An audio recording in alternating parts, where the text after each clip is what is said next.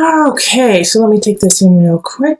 We do have two people showing up in this reading in the reverse. The Page of Swords, which is often an air sign, so Aquarius, Gemini, Libra, and then also the King of Cups, who is a water sign, so Cancer, Scorpio, Pisces energy, and they're both in the reverse and they're right next to each other. So I get this feeling like they may be working together against you, or they may be working together and you're like a third party to them. So it could be in relationship. You could be the person on the side and you don't know it, but more so, like the Page of Swords energy is young, is very young. So this could be a child, and then the King of Cups, an adult.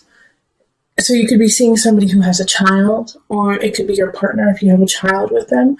But also I do see this dynamic at work where it's like you're working with someone maybe over a project you adore, or you are working with a project with two other people and they see eye to eye, but you don't see eye to eye with either of them.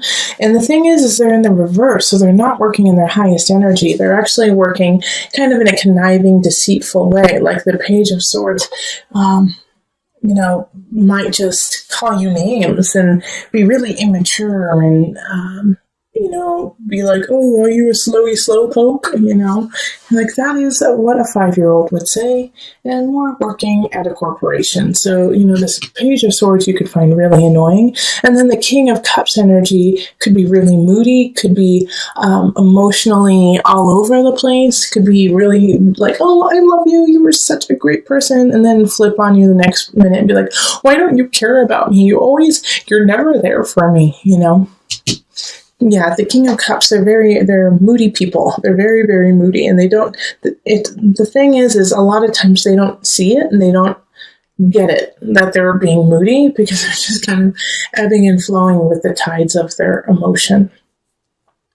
But the reason why these two are the first thing I focused on is just what is around them, what is around them here. We have Death, 3 of Pentacles reversed, the World, and 6 of Cups. And so you're going to have to make some decisions. You're going to have to make some decisions on how much influence they have in your life, how much influence they're going to have in your future, and if what they have to say really reflects who you are.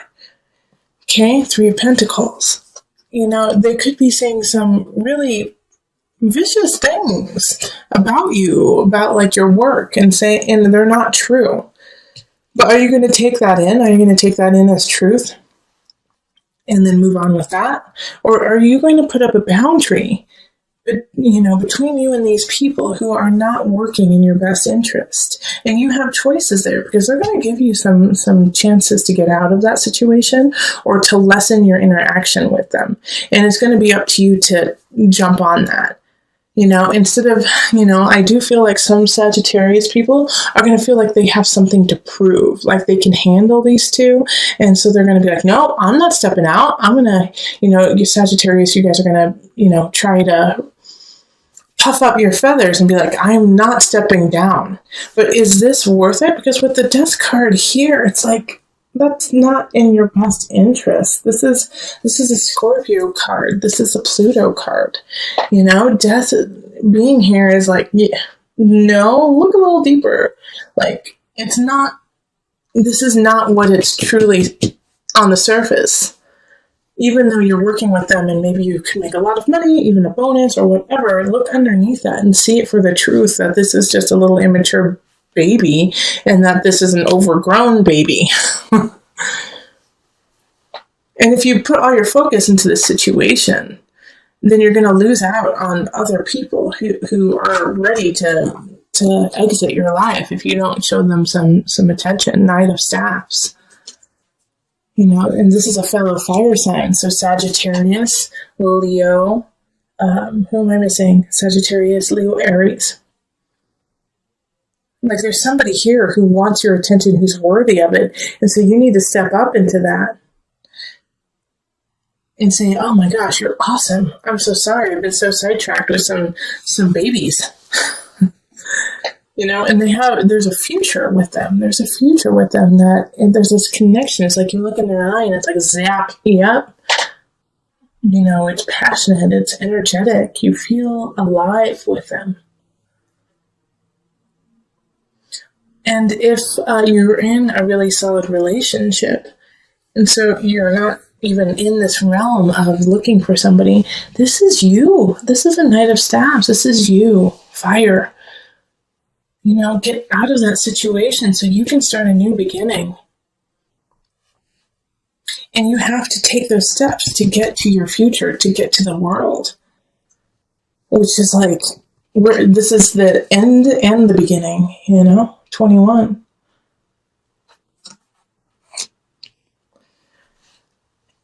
And I love that the world right here is linked with the Wheel of Fortune, okay? Like you have to see the Knight of Staves is turning their back on all of this.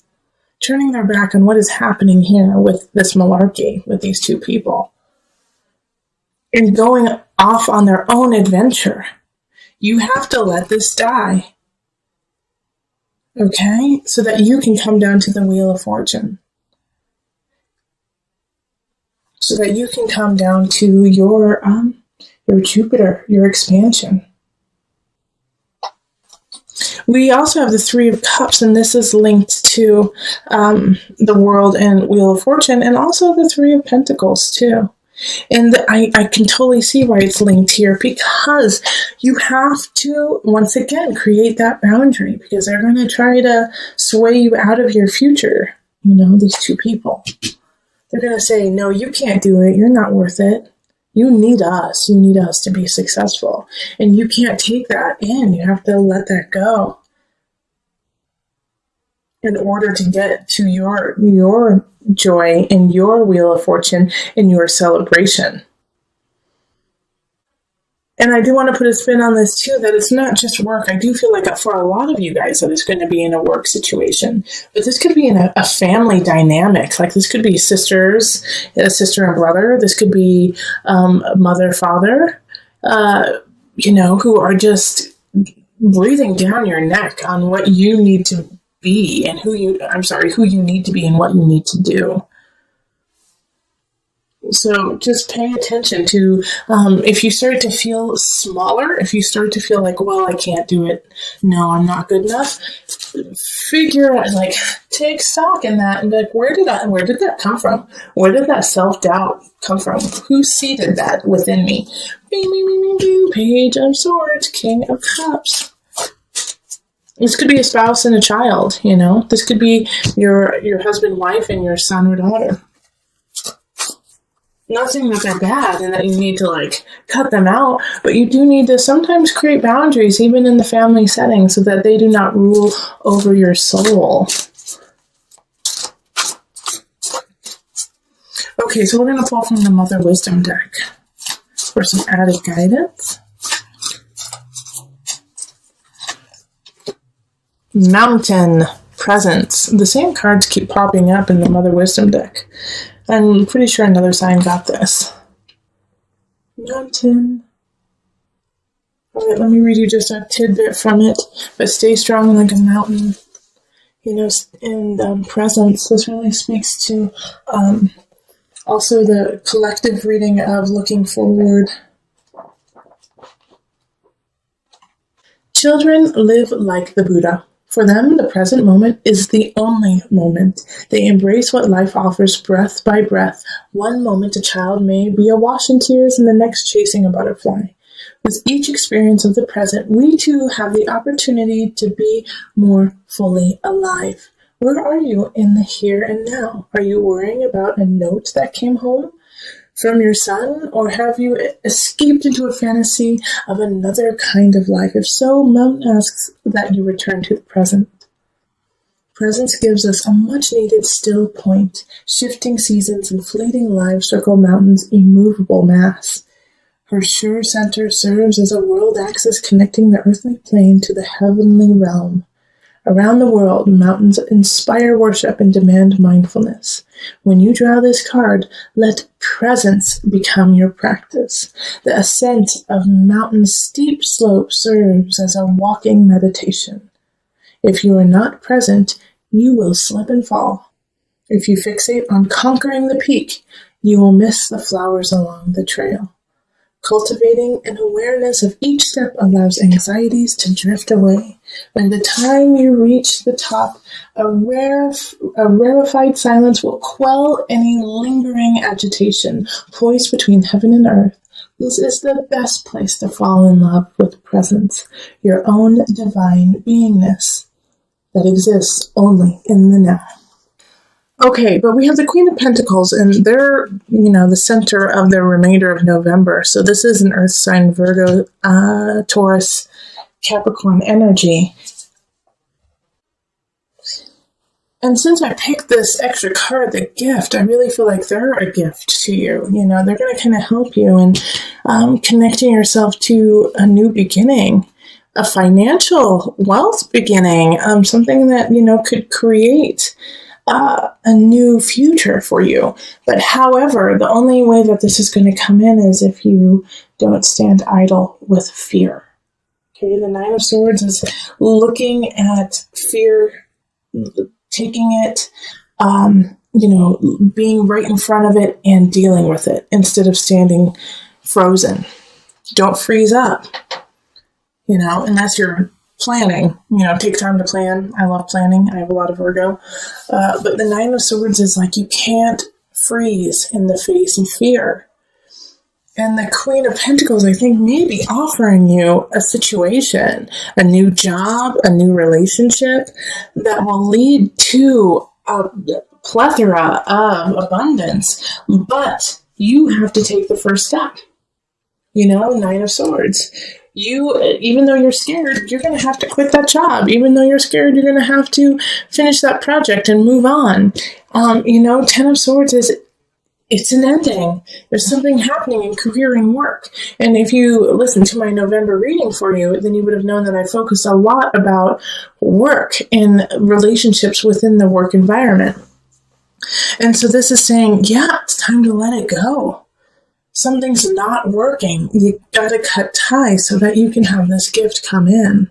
And I know it's going to be hard because in relationship, there's some people who don't have your back, who are not like, okay, follow your heart, follow your dream, go for it. They're like, why the hell would you leave such a good job? You've got benefits. It's 9 to 5. It's easy to do. Why would you leave it? You're throwing away a good situation. And, there's always going to be somebody who's against you. There's always going to be somebody who's against what you believe and what you need to happen in your life. Now, with this, though, as you are leaving, this is the Virgo in me talking to you, and maybe I am your Queen of Pentacles right now, like, go for it. However, make a plan. However, when you leave, don't leave willy-nilly and be like, I'm just going to leave it, come 100% up to Source. Source gave you a body, Source gave you a mind, Source gave you a heart and intellect. Use it. Okay? When people say, it does kind of drive me crazy when people are like, I'm just going to leave it up to God. If this is your life and God gave you this beautiful vessel and gave you this beautiful heart and this beautiful mind and this beautiful spirit, how dare you not use it? How dare you stand idly by and just be almost passive, be, I hate to say it, lazy? God didn't give you this vessel to sit around. God gave you this vessel to make a change, make a positive shift for you and around everyone around you. So don't slap God in the face by saying, I leave it to you. I'm not going to do anything. No, step up. Listen to your heart. I always say that. Listen to your spirit. Let God guide you into action. Okay, that is so important. That's why this gift is popping up. You have been given this gift of you, this gift of being. What are you going to do with it? Because you have a new beginning happening, but if you're too scared to look it in the face and actually take the first step forward, it will be taken away from you. All right, so let's call on the angel cards just to wrap it up and bring it all together. Archangel Michael. Yeah. All right.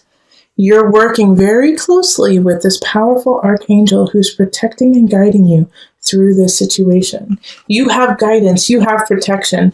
Go for it, Sagittarius.